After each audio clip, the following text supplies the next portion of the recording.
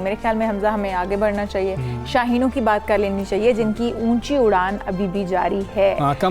मतलब कि ना ये कहीं पे लड़खड़ा गए थे, नीचे गिरने ही वाले थे कि अचानक से जो है दो नो बॉल्स भी होंगे, कुछ फायदा हो गया हमें ना। लेकिन जो अभी T20 सीरीज थी इसका अगर देखें तो फैसला कुन मैच में पाकिस्तान ने जनूबी अफ्रीका को सनसनीखेज मुकाबले के बाद हरा कर सीरीज जीत ली है। फैसला कुन मार्के में जनूबी अफ्रीका ने पहले खेलते हुए 144 रन बनाए थे और पाकिस्तान को जीत के लिए 145 रन का हदफ दिया था, जिसको आसानी तो नहीं कह सकते हम कि पूरा कर लिया गया हो। हाँ, आसानी तकरीबन हमने जो है ना 80% स्कोर कर लिया था, और बाकी जो 20% स्कोर था वो हमने कैसे किया, वो जिन्होंने मैच देखा वही जानते हैं कि कितना गुस्सा आ रहा था उस वक्त। बात करेंगे इरफान जो हैं इस वक्त मौजूद हैं, उनको शामिल गुफ्तगू करेंगे। इरफान अस्सलाम वालेकुम, गुड मॉर्निंग। एक वक्त तो ऐसा आया था लग रहा था शायद हार ही जाएंगे मैच। ये हमारी ट्रेडिशन रही है चेजिंग में, मसला तो हमें आपको पता शुरू से रहा था। और लाहौर में जो T20 तीसरा हुआ आपको वो भी याद होगा, जो हसन अली और नवाज ने ही जिताया था। इसी तरह जो पहला ODI भी आपको याद होगा, बाबर और ने बड़ी अच्छी उसमें ओपनिंग पार्टनर इमाम के साथ तीसरे नंबर पे बड़ी ज़बरदस्त पार्टनरशिप हुई, बट पूरा बैटिंग ऑर्डर कोलैप्स कर गया। एक अच्छा साइन ये है कि अब क्रंच मोमेंट के ऊपर आके हम जीत जाते हैं, पहले हम हार रहे थे तो एक चले कुछ इम्प्रूवमेंट आई। लेकिन दूसरी चीज़ ये भी आपके लिए वरीडेबल है कि आप आगे जो बड़ी टीमें हैं वो आपको सेकंड चांस नहीं देती। हाँ जी। अगर आप इस तरह से कोलैप्स करती है बैटिंग लाइन या आप सफ़र करते हो तो कोई भी अच्छी टीम है, ऑस्ट्रेलिया होगी, इंडिया होगी या न्यूजीलैंड होगी, वो आपको सेकंड अपॉर्चुनिटी नहीं देते। आल्दो के साउथ अफ्रीका की टीम अच्छी है बट उस कैलिबर की क्रिकेट अभी ये नहीं खेल रहे, तो इस वजह से आप उसको ओवरकम करके इनसे जीत गए। बट आपको कंसिस्टेंट होना पड़ेगा, आपको कंटिन्यूसली प्रेशर को हैंडल करना सीखना पड़ेगा। मिडिल ऑर्डर का जो मसला हमारा कंटिन्यूसली आ रहा है वो हम देख रहे हैं T20 में भी ODI में भी हमारा मिडिल ऑर्डर काम नहीं कर रहा। तो मिडिल ऑर्डर में हमें कुछ स्टेबिलिटी चाहिए, क्योंकि पहले वो रोल हफीज़ अदा कर रहे थे बट अभी अनफॉर्चुनेटली नहीं। हम इन्हीं लोगों से सोचें कि ये लोग अच्छा परफॉर्म करेंगे या अब हमें तब्दीली वाकई करनी चाहिए। शाहिद अफरीदी भी कह रहे हैं कि शुएब मलिक बाहर क्यों बैठे हुए हैं, आप उनको क्यों नहीं लेके आ रहे हैं। बाहर बैठे हुए सब लोगों को ये समझ आ रही है, हम लोग भी बात करते हैं, क्रिकेटर्स भी बात करते हैं, लेकिन अंदर जो टीम मैनेजमेंट है उसको समझ ही नहीं आ रही। मैंने लास्ट टाइम भी आपसे हमजा बात की थी कि ये मैनेजमेंट बड़ी ऑब्स्टिनेट अप्रोच के साथ चलती है। इन्होंने पहले ही एक चीज़ सोच ली होती है। मिसबा का एक प्रॉब्लम एज ए कैप्टन भी यही रहा है, एज ए कोच भी यही रहा है कि इन्होंने प्री डिसाइडेड जो चलते हैं, वो अगर उन्होंने सोच लिया इस प्लेयर को खिलाना है तो वो विकेट की कंडीशन या रिक्वायरमेंट को नहीं देखेंगे। अच्छा, ठीक है। अभी भी उनकी यही अप्रोच है कि अगर सबका मानना यह है कि जो भारत में वर्ल्ड कप हो रहा है मिडिल ऑर्डर आपका परफॉर्म नहीं कर रहा तो शुएब मलिक आपकी बेस्ट चॉइस है। ऑल्दो कि मेरा भी मानना यह है कि ऑस्ट्रेलिया के वर्ल्ड कप के लिए आप उनको कंसीडर नहीं करना चाहिए, क्योंकि वो बाउंसी पिचेस हैं, उधर उनका ट्रैक रिकॉर्ड अच्छा नहीं है। बट भारत की कंडीशन के अंदर जो स्पिनिंग ट्रैक है खास तौर पे, तो स्पिनिंग ट्रैक होंगे सारे, उस पर शुएब मलिक जैसा आपको प्लेयर मिडिल ऑर्डर में स्टेबिलिटी के लिए मस्ट चाहिए, तो वो आपको कैरी करना चाहिए। फिर आपने एक सबसे बड़ा मसला जो मुझे नज़र आ रहा है वो बैटिंग के साथ आपके न्यू बॉलर्स का न्यू बॉल के साथ बॉल करना भी है, क्योंकि पहले 6 ओवर में आप आउट ही नहीं कर पा रहे। ऐसे ही है। और वो 6 ओवर के अंदर ही मैच समहाउ दूसरी टीम ले जाती है। अगर आपको 60-70 हो गए, अभी तो चले एंड में आप थोड़ा सा रोक लेते हैं, आपने रोक दिया कल भी रोक दिया आपने, तो वो आप उसको कवर कर रहे हो।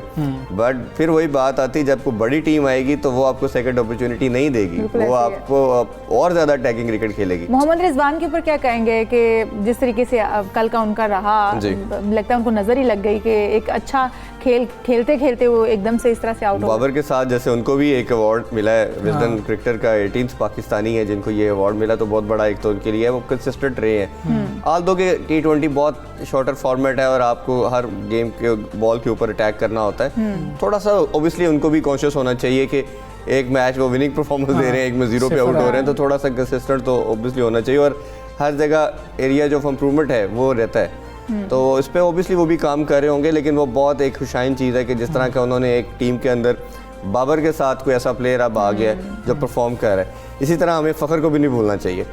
फ़खर ने जिस तरह अपनी बैटिंग को इम्प्रूव किया है, चाहे वो ODI था या वो T20 था, वो भी बहुत रिमार्केबल परफॉर्मेंस है। और वो जिस तरह कल भी वो ज़बरदस्त खेल रहे थे जो हिटिंग वो कर रहे थे, मेरा ख्याल है कि वो बहुत ठीक है। हमें ये बताएं कि आसिफ मुसलसल वही काम कर रहे हैं जो इफ्तिखार मुसलसल काम कर रहे थे, और हम भी मुसलसल वही काम कर रहे हैं जो इफ्तिखार के साथ कर रहे थे, हम खिलाई जा रहे थे। कल हमें आसिफ की बहुत ज़्यादा ज़रूरत थी और ज़्यादा देर के लिए नहीं थी। हम आपसे चाह रहे थे आप सिर्फ 20 स्कोर करते हैं, ज़्यादा स्कोर भी ना करें, लेकिन आसिफ बिल्कुल नाकाम रहे हैं। हम मिडिल ऑर्डर पे आसिफ ही हमारे मिडिल ऑर्डर बैट्समैन है कि जो अकेले हम खिला रहे हैं। साथ हैदर अली, सुहेब मकसूद बनते हुए नजर आ रहे हैं। जिस तरह सुहेब को इतने चांसेस मिले, उन्होंने नहीं कुछ करके दिखाया, हैदर भी आके वही काम कर रहे हैं। देखिए इन दोनों के लिए पहले आसिफ की बात कर लें तो आसिफ हमारे साथ बड़े टाइम से हैं, कोई 3 साल तो ऑलमोस्ट हो गए हैं उनको साथ टीम के साथ ट्रैवल करते हुए।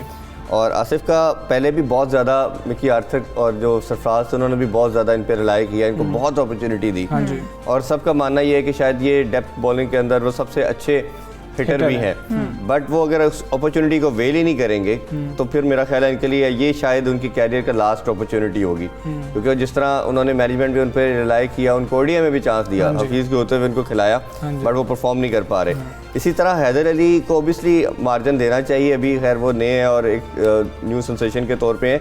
मेरा ख्याल है कि हैदर को थोड़ा सा नंबर ऊपर होना चाहिए, जो उनकी पोजीशन है जी। आप पीएसएल देखें या उसके अलावा डोमेस्टिक भी जो खेले हैं वो ऊपर खेलते रहे, ऊपर के नंबर पे। तो ऐसे प्लेयर को दायरे का यूज़ करना, पावर खेलना, आप एंड में आके उनसे एक्सपेक्ट करेंगे हैदर जैसे प्लेयर के साथ कि आप आके वो आपको चौके छक्के लगाना शुरू करेगा, तो मेरा ख्याल है थोड़ी सी उसके साथ जाती है, उसका नंबर थोड़ा ऊपर होना चाहिए। मैच के क्रेडिट किसको देंगे? हमने देखा कि फ़खर ज़मान जब आउट हुए तो उसके बाद जो सूरत हाल थी वो अक्सर तब्दील हो चुकी हुई थी, हम देख रहे थे कि अब शायद ही हम जीत साउथ अफ्रीकन बॉलर्स को उनको भी दे दे थोड़ा सा। असल में कल मैनेजमेंट की जो मेरे राय के मुताबिक पहले एक मीटिंग हुई मैच से पहले, उसमें उन्होंने बॉलर्स को कहा कि आपके पास ये लास्ट ऑप्शन है, क्योंकि 3 प्लेयर के ऊपर पाकिस्तानी टीम मैच जीत रही है, ठीक है। जैसे हमें पता है बाबर परफॉर्म कर रहा है, फ़खर कर रहे हैं और रिजवान कर रहे हैं। उन्होंने बॉलर को टास्क दिया, अगर आपने 160 से ज़्यादा रन दिया तो आपके ऊपर इसको हम पेनलाइज करेंगे आपको, कि आपकी हर मैच में आप इससे ज़्यादा रन लीक कर रहे हैं और ये बड़ा एक अजीब सी चीज़ है कि आपसे कंट्रोल ही नहीं हो रहा। तो ये एक टास्क दिया गया था टीम को, तो उस लिहाज से बॉलर्स ने परफॉर्म किया। तो मुझे ये समझ नहीं आ रही थी कि कल अगर वो टास्क दे रहे हैं तो पहले टास्क क्यों नहीं दिया जा रहा था, पहले क्यों नहीं वो प्रेशर दिया जा रहा था कि ये आपसे हम और हमने कल के गेम में देखा कि बॉलर ने परफॉर्म किया। जी शाहीन ने देख लें फहीम अशरफ के कितने अच्छे ओवर्स थे। जी जी जी मैं ये कह रहा हूँ कि आप उनको एक टास्क दे रहे हो लास्ट गेम के अंदर, तो पहले क्यों नहीं दिया गया? पहले उनको सारों को जेडीज क्यों नहीं बताई गई, उनको रोल बताया क्यों, डिफाइन क्यों नहीं किया गया कि आपने ये काम करना है? तो चले नेवरदलेस कि आपको लेट है। कल हमें कहते हुए भी नजर आया कि ये एक टास्क दिया गया था जिसको जी मैं बता रहा हूँ परफॉर्म करना था। जी ये बिल्कुल ये आपको कंफर्म बता रहा हूँ कि इनको ये टास्क दिया गया था कि अगर आपने परफॉर्म ना किया आज के मैच के अंदर तो हम शायद कुछ चेंजिंग भी करें, थ्रेट भी जिसे कह सकते हैं आप। अब हम ये टीम हमने देख ली, हम जीत भी गए, हम साउथ अफ्रीका से जीते, पूरी दुनिया ये बात कर रही है कि साउथ अफ्रीका की सी ग्रेड टीम से आप जीत गए, पूरी दुनिया ये बात कर रही है। लेकिन ये हमारी गलती तो नहीं है, ये तो साउथ अफ्रीकन बोर्ड की गलती है। पर हमने ऑस्ट्रेलिया से कम्पीट करना है, हमने इंग्लैंड से मुकाबला करना है, हमने न्यूजीलैंड से करना है, कभी कभी वेस्ट इंडीज की टीम बहुत खतरनाक हो जाती है, खासतौर पे तो सबसे डेंजरस है। ठीक है, इन टीम्स के साथ इंडिया से हमने मुकाबला करना है।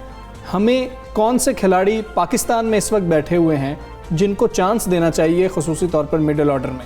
क्या उमर अकमल की वापसी जरूरी है? इस वक्त एक तैयार बैट्समैन है, आउट रहे हैं, लेकिन इन बैट्समैन से तो अच्छी बैटिंग करते रहे। मेरा ख्याल है कि आपके पास 2-3 बैट्समैन अभी भी हैं जिनको आप सोच सकते हैं, जैसे शोएब मलिक का नाम लिया मिडिल ऑर्डर में, उमर अकमल का देखना पड़ेगा, इतने टाइम से हमने उनको देखा नहीं कि वो किस तरह का परफॉर्म करते हैं। अगर तो वो रीहैब प्रोसेस कंप्लीट करने के बाद अगर कोई ऐसी इनिंग्स उनको अपॉर्चुनिटी मिलती है, शायद वो पीएसएल में भी ना शायद मिल सके, तो फिर तो एक बात है।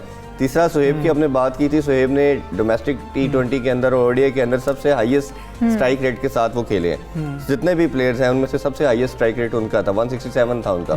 तो अगर उनकी फॉर्म अच्छी है, अभी वो रिहैब कर भी रहे हैं पीसीबी के साथ, लास्ट 1.5 मंथ से वो इधर है, तो ये 2-3 नाम ऐसे हैं जिनमें से अगर आपका let's suppose Asif Ali perform नहीं करते या कोई एक आधा प्लेयर और परफॉर्म नहीं करता तो आपको मस्ट रिप्लेस करना चाहिए, क्योंकि वर्ल्ड कप बहुत करीब आता जा रहा है। 3-4 मंथ रहे टीम लोग, बाकी जितनी टीमों के नाम लिए आपने हमजा। तो इरफान हम देखें अगर ये तो यही टीम मैनेजमेंट, हम मैनेजमेंट की बात कर रहे थे, यही टीम मैनेजमेंट शर्जील खान को भी लाई, तो क्या ये क्यों नहीं? फिर मैं यही अलमिया इनका है ना कि ये पहले ही सोच लेते हैं कि हमने किसके साथ जाना है, किसके साथ नहीं जाना। ये प्री डिफाइंड इन्होंने चीज़ें की होती हैं, उसका सफ़र टीम के रिजल्ट पे आता है। आपको टीम की कंडीशन, उसकी अगली टीम की बॉलिंग अटैक, आपको पिच की कंडीशन, ये सारी चीज़ों को कंसिडर करना चाहिए, फिर आपको अपनी प्लेइंग 11 डालनी चाहिए।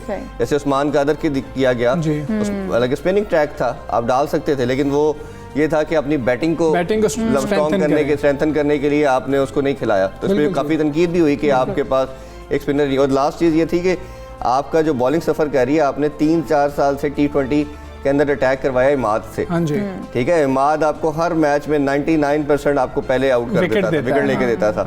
अब असल में कॉम्बिनेशन इसी तो कहते हैं कि आपकी टीम का कॉम्बिनेशन क्या है। आपने एक बॉलिंग का कॉम्बिनेशन बनाया था कि आपको ऊपर से ठीक है, हमारे पास कॉम्बिनेशन नहीं है, शादाब हमारे बाहर हैं, हमारे इमाद बाहर हैं। अब देखते हैं, हफीज से ओवर नहीं करवा रहे, उम्मीद करते हैं जिम्बाब्वे का टूर बेहतर होगा और जो T20 वर्ल्ड कप है पाकिस्तान के लिए बेहतर होगा। हमें इजाज़त दीजिए, अपना बहुत ज़्यादा ख्याल रखिए, अल्लाह हाफ़िज़।